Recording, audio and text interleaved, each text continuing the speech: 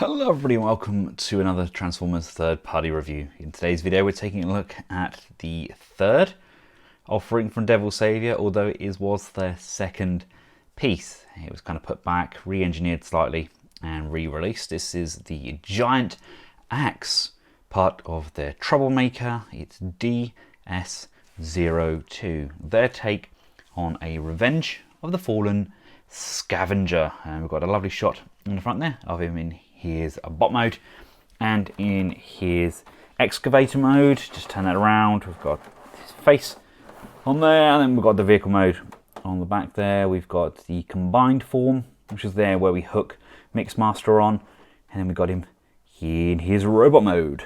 And here we have Scavenger out of his packaging. Doesn't he look absolutely gorgeous? Now, of course, he's meant to be the Terex ONK RH400 excavator. I think it was the 400. Now, it's close to what it's meant to look like, but it's not perfect.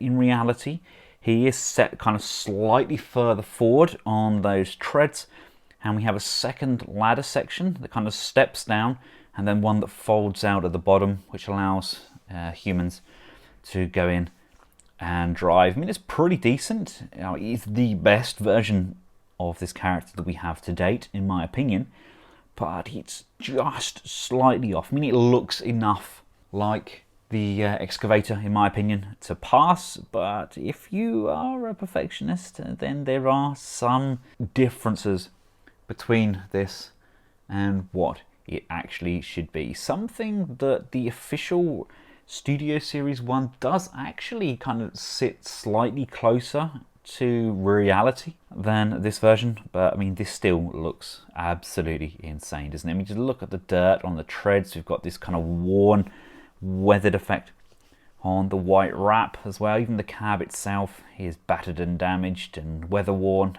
Really, really consistent in their paint applications.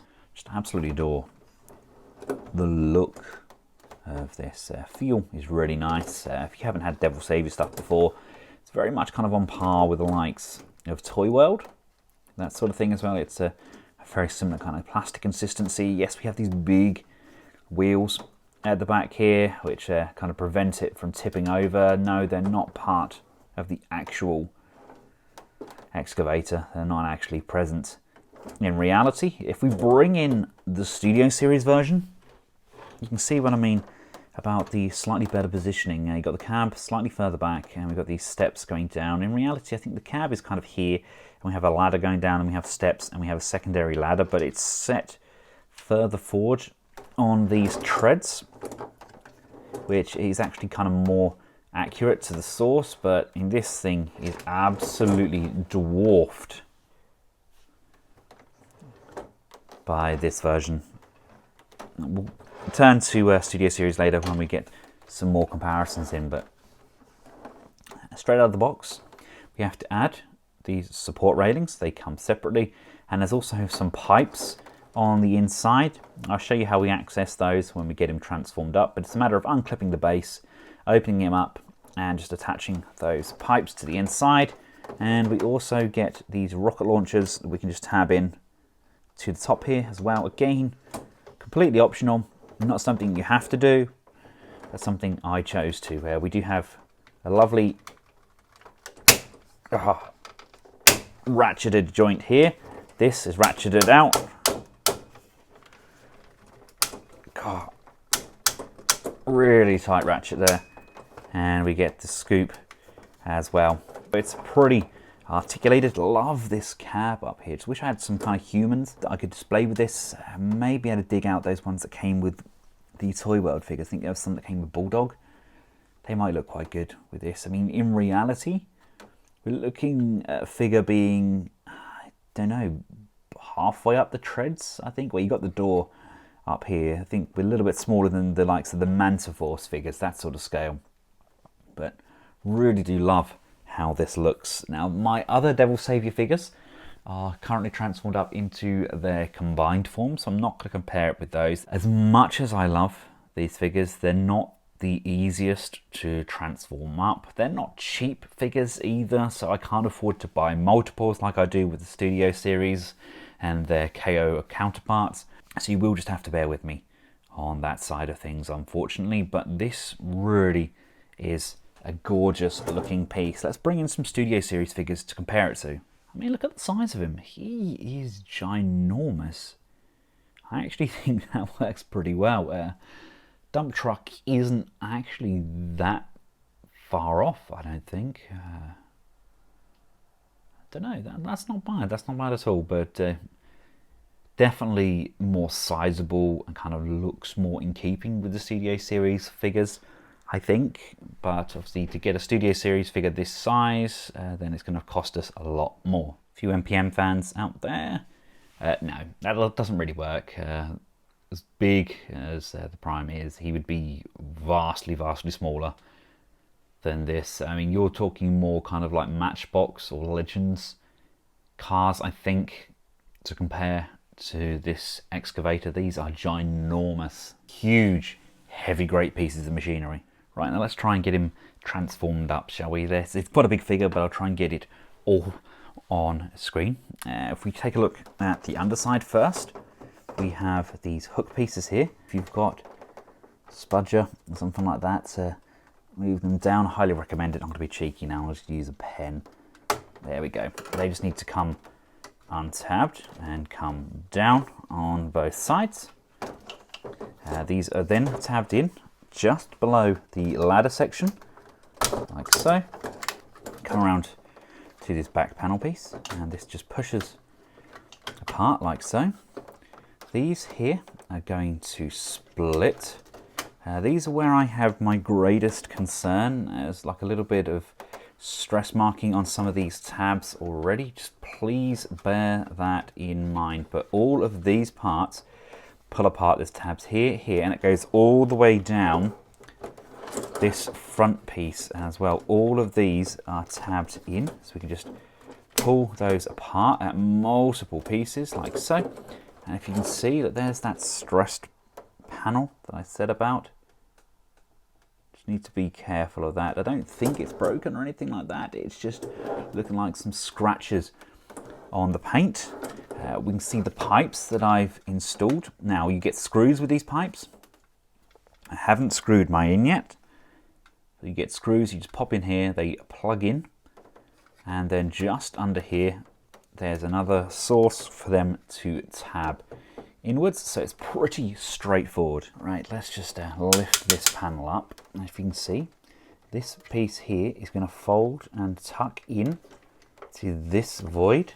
Just make sure that the pipes are clear of the hinge, and that's going to push and just allocate, locking in behind like so. And then this hinge comes up, and that's going to pull up and secure this tab here into position. This piece here is going to come up like so.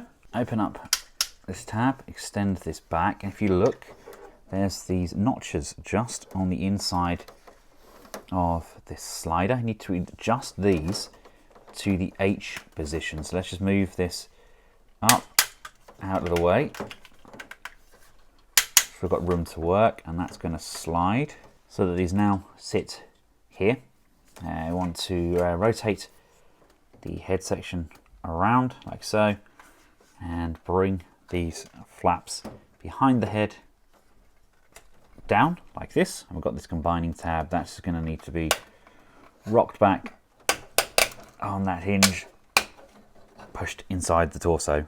These wheels are going to open up like so, and these should split, so one goes one way and one goes the other, and these then slide either side of this crotch piece like so, so they join really close in the middle. If you choose to transform this back into vehicle mode, be sure that you slide these sections either side of this crotch plate. Now, depending on whether or not you screwed these in, I didn't, but obviously you are meant to.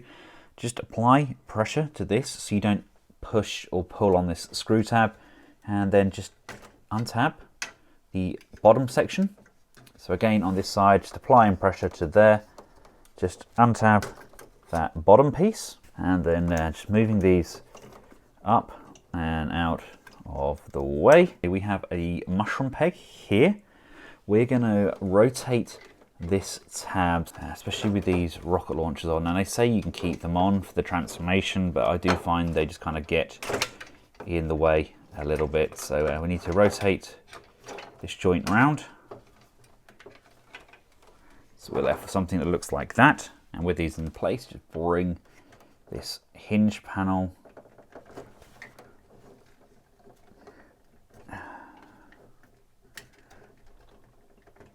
over like so, supporting that section. Then we're going to come around to these treads.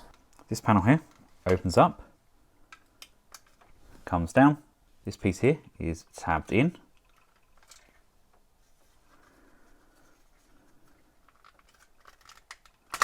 Untab the tab and bring this piece down, and then bring this piece back inwards. Do that on both sides. We then bring this round and up, and that's going to push and clip on to the parts of these legs. I want to just reattach the hose onto here. This is then going to fold back inwards like so. This is going to fold down.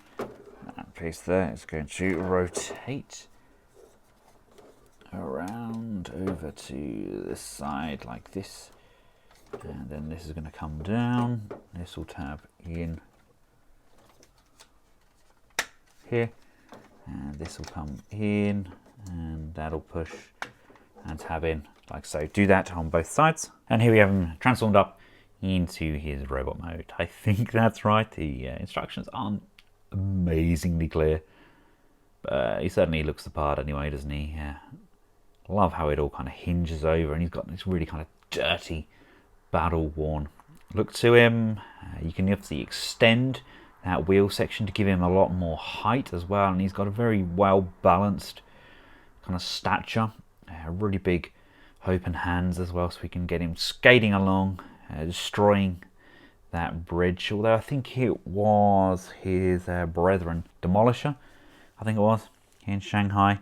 But same sort of crane, same sort of bot. I think there was a few of these in the game as well. But I really like how this one looks. Probably the easiest to transform out of the three that I've had thus far. The hands still look a little bit lackluster, I think. Something not quite right about those. But all in all, he is a very big, gorgeous bot. And he really does look the part. Especially considering what he is. You know, the fact that he is this kind of triple changing bot. And he really does look the part along with the Studio Series figures as well. Bringing him in there alongside the likes of Studio Series Longhaul, for example. I mean, he towers over him, but they've still got that really kind of nice, clean aesthetic. I think that actually works quite well. I can't recall the size of him in the movie, the exact scale. I do have a brand new movie scale actually that I still need to open up and show you all. That's from Mike over at Freelance Graphics. And that should really answer a lot of these questions. He's done a lot of investigation into the size of the movie bots, etc. So really looking forward to getting that out. Hopefully that will help us a little bit more with these scales. But to look at, I think that works. And there we have him alongside his Studio Series counterpart. There is a slight difference in size. Loving that face sculpt on there. Love how it kind of swings down on that metal hinge as well. There is space above the shoulders to store the rocket launchers. You can place those on there if you choose to, but we will have to remove them to get him into his combined form. So let's just take those off for now. And you want to bring these arms in, and there's this tab just on the underside of the arm. That's going to push, and that's going to lock into position. There's a hinge just here. Untab that and bring that round. Pushing and locking that in. This panel comes up. This is going to flip upwards like so, and we need to bring this panel down on a slider like so, and this is going to rotate like this so it can go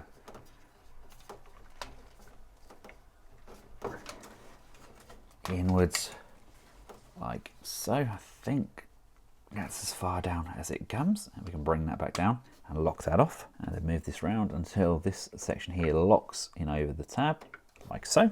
Bring these tabs up on both sides and up on both sides, and rotate the head 180 degrees. And this is a super tight hinge, but this just comes down to the front, and this section here is going to also rotate. That's going to come up so it sits higher up on the shoulder. These panels are going to unfold. This comes up, and this is on a mushroom peg, which allows this to rotate around like so. This piece here hinges up and sits flat like so, and then coming around to the back of these arms, there's this tab here. We're going to untab it like so, bring that up, and that's going to tab in to this piece here. So just push and tab that in like so. Do that on both sides. Unlock these leg panels, and you want to slide the crotch part again. We're going to slide it to the C position this time. I assume that stands for combined mode. So we've got it currently sitting there on H, but let's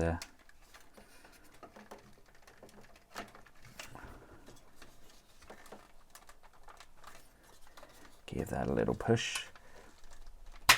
There we go, C, and C position on both sides. These treads can be brought upwards to the top, and now this is in the C position. We want to drop that down so it lines up perfectly with these retaining tabs.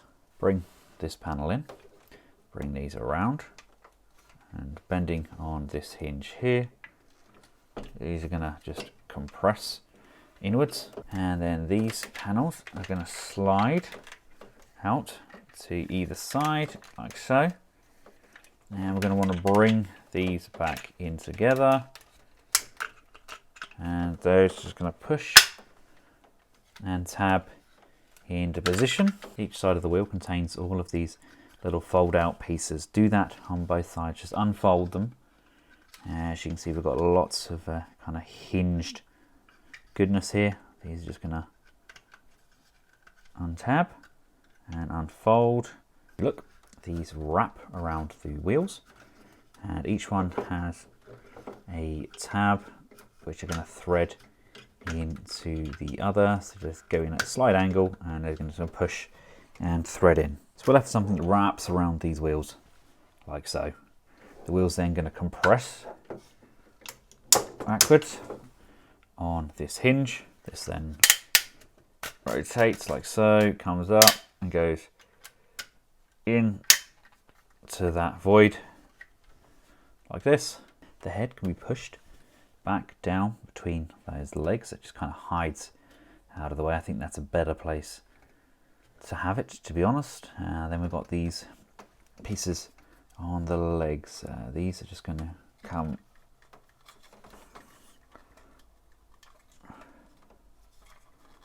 out like so.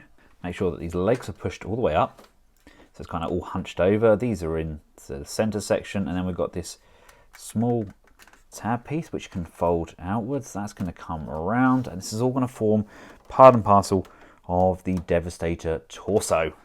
Slide this panel piece up from here. It's just hidden away on the inside, and then we just got to tidy up the edges. I like to have these pieces pulled outwards and kind of bent over, and that is a bit of a mess, but that's our torso. We have a hook here and a slot here. This is going to come in, that's going to slot into that void. He says, if I can get all of this done on camera, that would be ace. But just come on.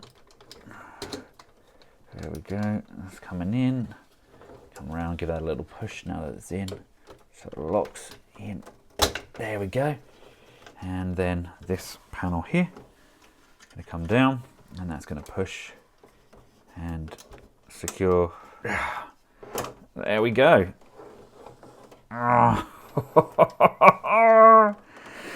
look at that. That's insane. Oh, this is going to be so good once it's all combined up. I mean, just look at the size of this so far.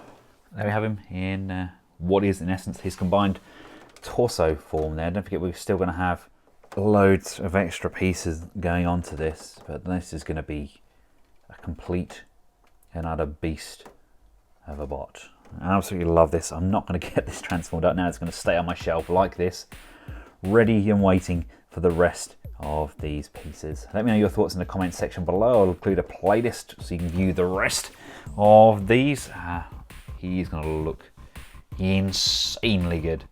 Until next time, for myself and the rest of the Collectables household, thank you all for watching. Goodbye.